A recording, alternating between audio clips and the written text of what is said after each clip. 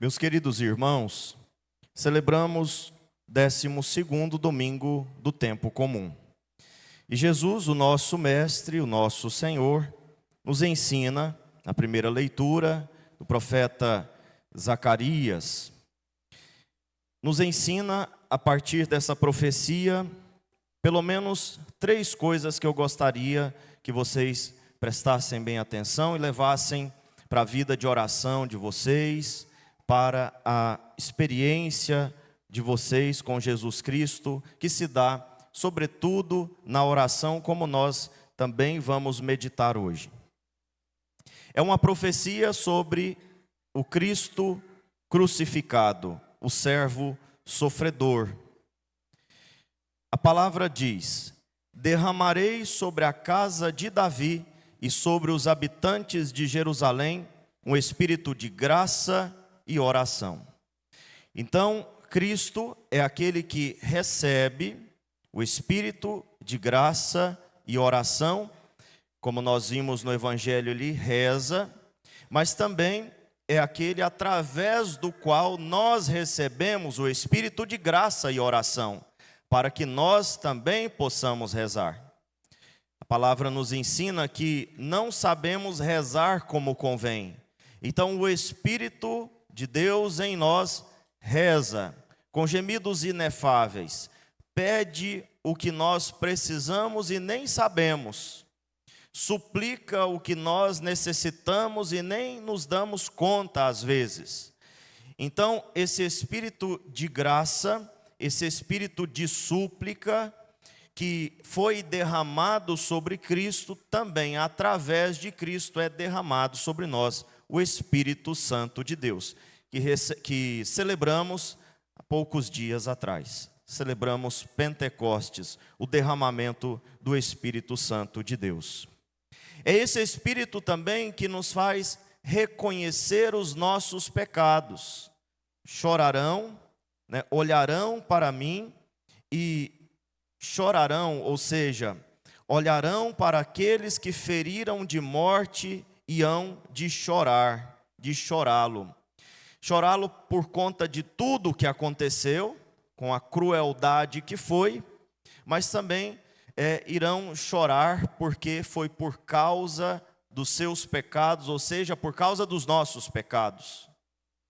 O Espírito Santo de Deus é aquele que denuncia o pecado em nós, e denuncia para nós mesmos, nos faz reconhecer as nossas faltas, as nossas misérias, nos faz reconhecer que Cristo morreu por causa dos nossos pecados, que as feridas que lhe causaram, os pregos que colocaram em suas mãos, os açoites, a lança que perfurou o seu coração, tudo aconteceu por causa dos nossos pecados, das nossas misérias.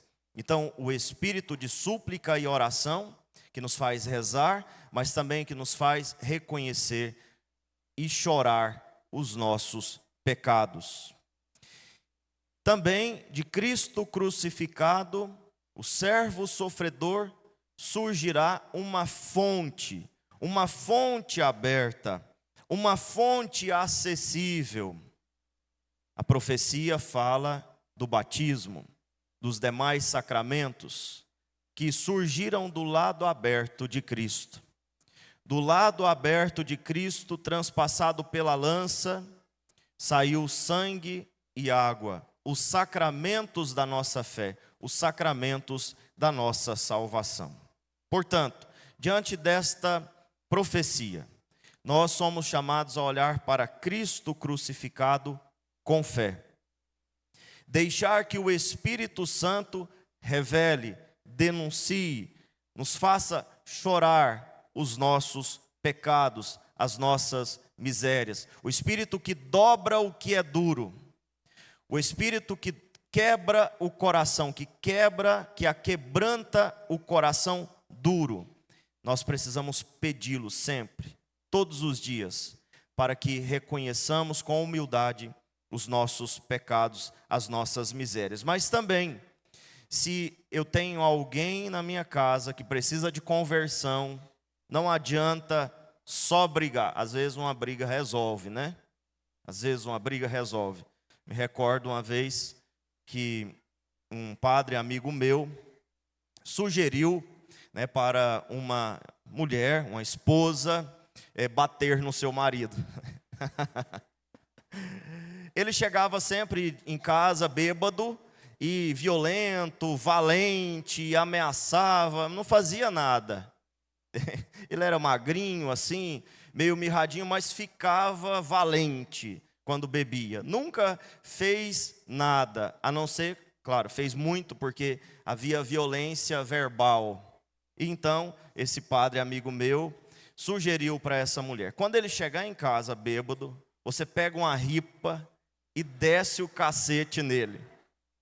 Eu quero ver se ele vai voltar valente depois. E não é que resolveu? Então, de fato, às vezes, né, brigar, né, ser um pouco mais, assim, incisivo nas palavras e até mesmo nos gestos, pode resolver. Mas o caminho ordinário, claro, isso é extraordinário, né? Mas o caminho ordinário é a oração. É pedir o Espírito Santo sobre o marido, sobre a esposa, sobre o filho que precisa de conversão. Porque é o Espírito Santo que faz a gente chorar os nossos pecados. Olhar para aqueles que nós mesmos transpassamos, aqueles que nós mesmos ferimos, e reconhecer que foi por nossa culpa, por nossa causa, e chorar os nossos pecados. Então, é pedir o Espírito Santo de Deus, também sobre as pessoas que precisam de conversão. E por fim, recorrer aos sacramentos. Mais uma vez, eu insisto, recorrer à confissão, recorrer à Eucaristia, à adoração, à comunhão, os sacramentos de modo geral, que nasceram do lado aberto de Cristo como fonte acessível. Queridos irmãos, os sacramentos não são inacessíveis. Presta bem atenção.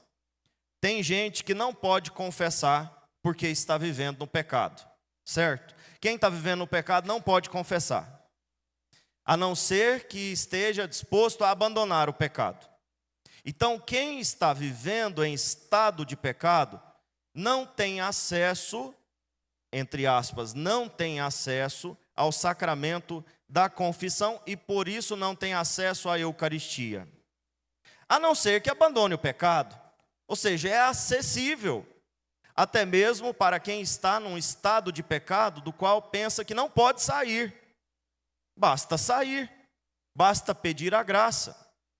Por exemplo, quem está em segunda união, nós sabemos que não pode confessar, não pode comungar, antes de resolver o problema da segunda união, antes de resolver com o processo de nulidade, antes de resolver o problema da segunda união. Mas se quiser ter acesso ao sacramento da confissão e da Eucaristia, basta viver a castidade, basta viver como irmãos. Não é isso que a igreja ensina? Sim ou não? Ou eu estou inventando coisa? Papa João Paulo II disse isso, familiares consórcio, viver como irmãos. Ou seja, o sacramento é uma fonte acessível, basta a gente querer, basta a gente buscar. Então, queridos irmãos, busquemos os sacramentos. Confissão, a Eucaristia, a reconciliação, a adoração, a comunhão. É uma fonte para a nossa salvação. Não vamos ignorar esta fonte aberta, esta fonte acessível para nós. A igreja está aqui aberta todos os dias. E mais ainda, com o Santíssimo exposto, para que você tenha acesso à fonte da salvação. Na adoração, na contemplação de Cristo Eucarístico. Quantas vezes você tem durante a semana oportunidades de vir aqui na igreja fazer uma adoração e você não vem? A fonte está lá, aberta, jorrando, e você não vem.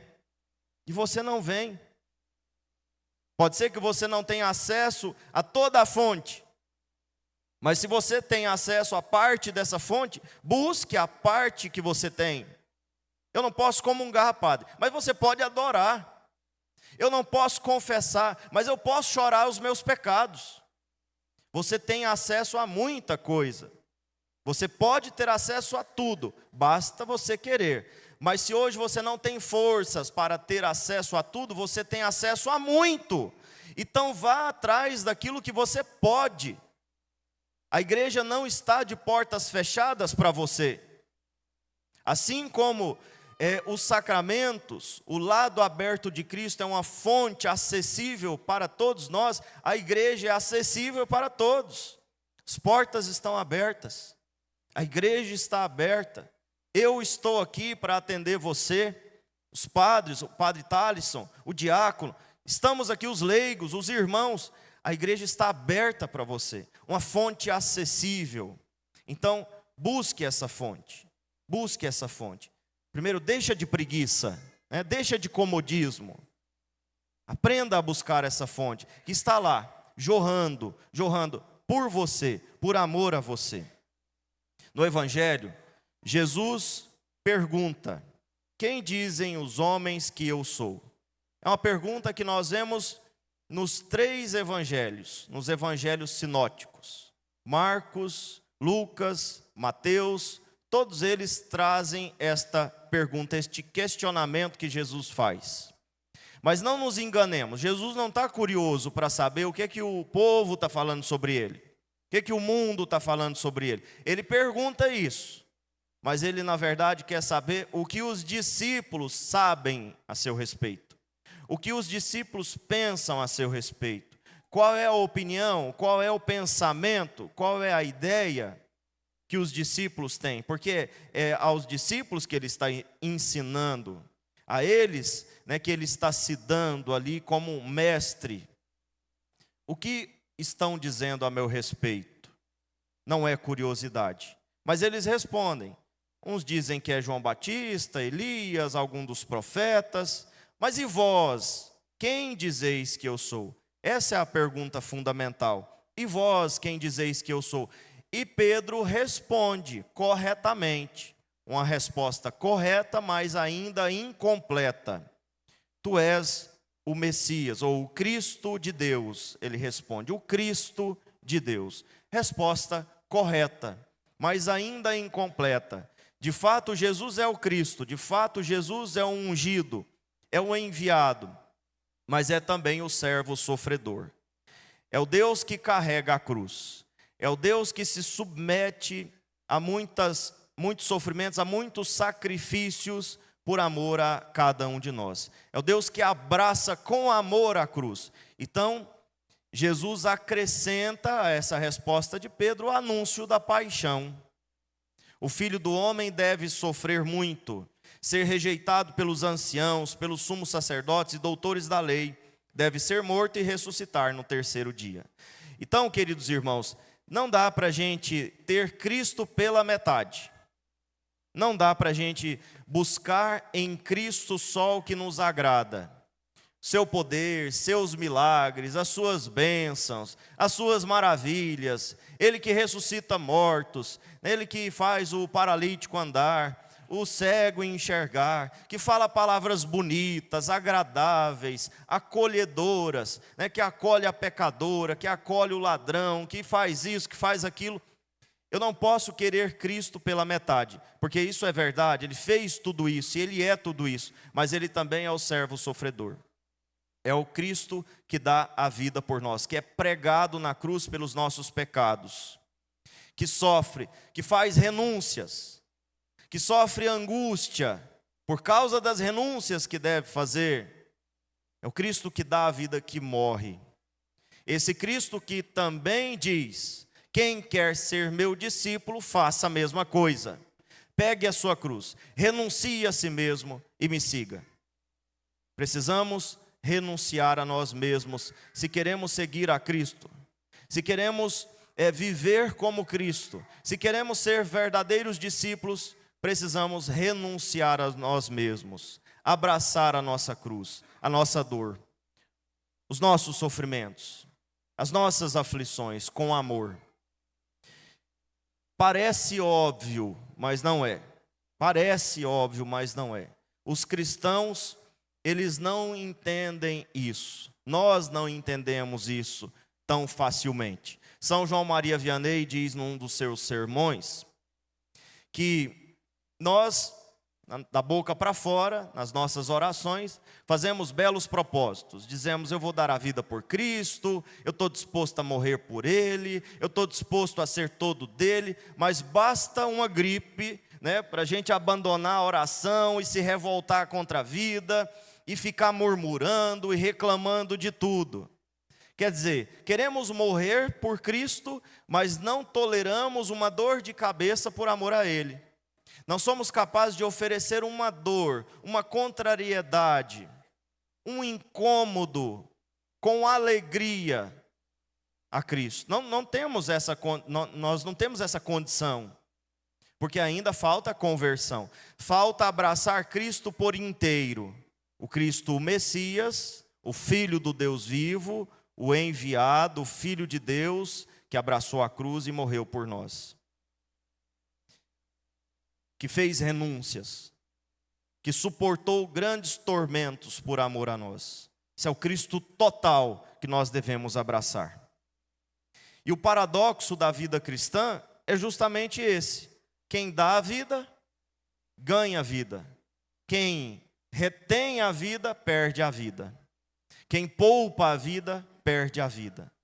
Jesus diz: pois quem quiser salvar a sua vida, vai perdê-la. Poupar a sua vida, se poupar, vai perder. Mas quem perder a sua vida, dar a sua vida, renunciar a sua vida, por causa de mim, esse a salvará. 3 aplicações práticas da liturgia de hoje. Primeiro, Jesus quer saber o que você pensa sobre Ele. Não o que os filósofos modernos, os comentaristas de televisão, os influencers digitais, os cantores da moda. Essas pessoas pensam, mas pensa tudo errado. Geralmente, pensa tudo errado. Isso não importa. Jesus quer saber o que você pensa, porque Ele veio para salvar você. E se você não tiver um pensamento coerente, se você não tiver um conhecimento coerente a respeito dele, você vai se perder. Digamos que você pense assim, ele é um filósofo, fala palavras bonitas, não basta, você vai se perder. Não, ele é, um poeta, você vai se perder. Ele é Cristo, o Filho do Deus vivo, Ele é o próprio Deus, e portanto tudo o que Ele fez, tudo que Ele falou é palavra de salvação, é para a nossa salvação. Vamos recordar de São Pedro, no capítulo 6 de João: a quem iremos, Senhor? Só Tu tens palavras de vida eterna. Então, se você não tiver a compreensão correta sobre Cristo, a respeito de Cristo, você vai se perder. É por isso que Ele quer saber o que você pensa sobre Ele. E o que você deve pensar é a igreja que te ensina. É a doutrina que te ensina, a doutrina da igreja, a vida dos santos. Quer saber o que pensar sobre Cristo? Veja a vida dos santos. Quer saber o que eu devo pensar, o que eu devo saber, o que eu devo entender sobre a vida de Cristo? Veja a vida dos santos. Estude a vida dos santos, conheça a vida dos santos. Eles, sim, sabiam quem era Cristo, de verdade. Então Jesus quer saber. Isso importa a Ele. E vós, quem dizeis que eu sou? Segundo, aceitar a nossa cruz com alegria, renunciar a nós mesmos, aos nossos egoísmos, às nossas opiniões erradas, nosso comportamento errado, nossos vícios. Abraçar a cruz. E por fim, a oração. Precisamos retomar a oração, intensificar a oração, começar a rezar. O evangelho de hoje começa dizendo que Jesus estava rezando num lugar retirado. Se o próprio Filho de Deus, que é o próprio Deus, rezava, né, muito mais nós devemos rezar. Essa é a constatação lógica. Se Jesus via a necessidade de rezar, quem somos nós para não vermos essa necessidade? Retomar a oração. A oração comunitária, a missa, participação na missa todos os domingos e todos os dias. Vou fazer uma pergunta aqui. Presta bem atenção nessa pergunta. Eu sei que muitos de vocês já foram de missa diária e hoje não são mais. A pergunta é: por que você parou de vir à missa? Por que você abandonou a missa diária? Você foi decepcionado? Você perdeu algo? Você perdeu algo vindo à missa?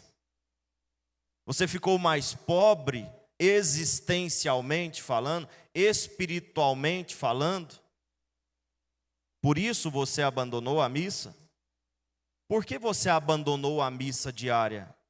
Eu sei que tem gente aí que 2 anos direto vindo à missa, 6 meses, 1 ano, 3 anos, parou de ir à missa. Por quê? Deus te decepcionou? É possível que Deus nos decepcione? É possível ser decepcionado por Deus, que só nos ama, que só quer o nosso bem? Será que não estamos sendo adolescentes rebeldes, que se decepcionam com os pais, dizendo: meu pai não me ama, minha mãe não me ama, porque não me deu o que eu queria, e por isso não me ama, não me quer bem? Por que você abandonou a adoração? Sei que muitos também que eram de prática de adoração deixaram de vir. E você que nunca foi, porque ainda não fez essa experiência de ir à missa com frequência, de adorar Jesus, voltemos para a oração litúrgica. A oração da igreja, por excelência, é a missa. E é ali que nós vamos ter um verdadeiro encontro com Deus e descobrir quem Ele é. Quer descobrir quem Jesus é? Vá à missa. Frequente a missa. Quer descobrir quem Jesus é? Reza. Adore. Tenha vida de oração pessoal. O terço, contemplando os mistérios da vida de Cristo. A leitura da palavra, a leitura orante da palavra de Deus, a léxio divina, de preferência. A oração pessoal, espontânea. Converse com Jesus no seu quarto, na sua casa, no seu cantinho de oração, mas reza. Nós precisamos começar a rezar, retomar a oração ou intensificar a oração. Estamos vendo o mundo está cada dia pior. Guerras e mais guerras. Né? E se o problema da guerra, ou o problema do mundo fosse só a guerra, até que estaríamos bem. Mas existem guerras ideológicas que são piores do que bombas atômicas, que destroem as almas. Vocês sabem disso? Ideologia é pior do que bomba atômica. E eu não estou aqui minimizando o sofrimento físico, a dor de criança, por exemplo, ou de mulheres que perdem os seus maridos na guerra, de crianças que perdem seus pais. Estou minimizando a dor física, a fome, a miséria que a guerra traz. Mas existem ideologias que são piores do que bombas atômicas, porque destroem a nossa alma, a nossa vida com Deus, a nossa comunhão com Deus. Precisamos voltar a rezar, intensificar a oração. Todas as vezes que Nossa Senhora aparece, alguma aparição de Nossa Senhora, ela sempre diz para a gente rezar. Sim ou não? E por que a gente não está rezando? Será que Nossa Senhora se enganou? E eu sou mais esperto do que ela, e eu descobri a verdade que ela não sabe, ou seja, não precisa rezar? Será que Nossa Senhora está pedindo algo desnecessário? Será que ela não sabe o que está falando? Precisamos rezar. Oração litúrgica, na igreja, como comunidade, na Santa Missa, com qualidade. Desculpa, eu vou falar mais um pouquinho. Com qualidade. Sem essa história de ficar olhando o relógio, deixa só eu olhar. Deixa só eu olhar. Deixa só o padre olhar no relógio. Você não. Você não precisa ficar olhando o relógio, olhando no celular, olhando para cima, olhando para baixo, desejando ardentemente, que a missa termine logo para você ir embora. Faça da missa a sua oração pessoal também. O seu momento de encontro com Deus na palavra, na música, na Eucaristia, os irmãos reunidos. Peça ao Senhor a graça de ter gosto de vir à igreja.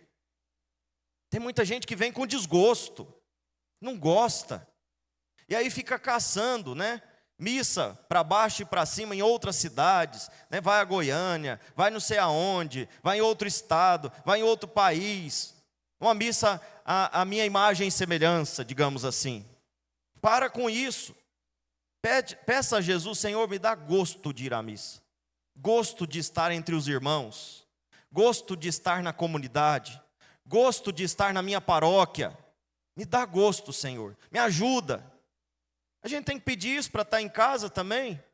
Tem gente que vive em casa com desgosto, fica adiando o momento de voltar para casa, porque não tem gosto de estar lá, Peça também a Jesus: me dá gosto de ver a minha esposa, o meu esposo, os meus filhos, de estar em casa com a minha família. Peça, o Senhor dá. O Senhor muda o seu interior. As suas disposições interiores podem ser mudadas pela força da oração. Tudo pode ser mudado pela força da oração. Dizia uma canção do padre Jonas Abib, Tudo pode ser mudado pela força da oração. Então voltemos, queridos irmãos, à oração. Voltemos à comunhão com Deus. Voltemos às fontes dos sacramentos. Voltemos a ter vida de fé verdadeira. E aqui eu termino. Tudo isso que eu falei, Santa Rita de Cássia viveu a duras penas. Não foi fácil para ela.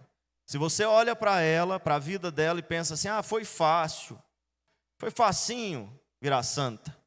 Não, você sabe que não. Ela fez muitas renúncias. E renunciou de tal forma a sua vida, sua vontade, os seus sonhos, os seus projetos, que pôde um dia se unir a Jesus na cruz, no Calvário, recebendo um espinho na testa. Santa Rita de Cássia é uma mulher de oração, uma mulher que buscava se encontrar com Deus em cada ato do seu dia. Tudo o que ela fazia era por amor a Deus, tudo. Desde o cuidado da família, cuidado com os pobres, a própria vida de oração, a busca da conversão do seu marido, de resolver os conflitos da cidade, tudo. Até o último suspiro da vida de Santa Rita de Cássia, ela buscou agradar a Deus, mas não foi fácil, mas ela conseguiu, porque ela rezava, porque ela buscava, porque ela tinha humildade, ela suplicava. Vamos pedir o espírito de súplica e oração sobre todos nós, para que sejamos homens e mulheres de oração como Santa Rita de Cássia. Louvado seja o nosso Senhor Jesus Cristo.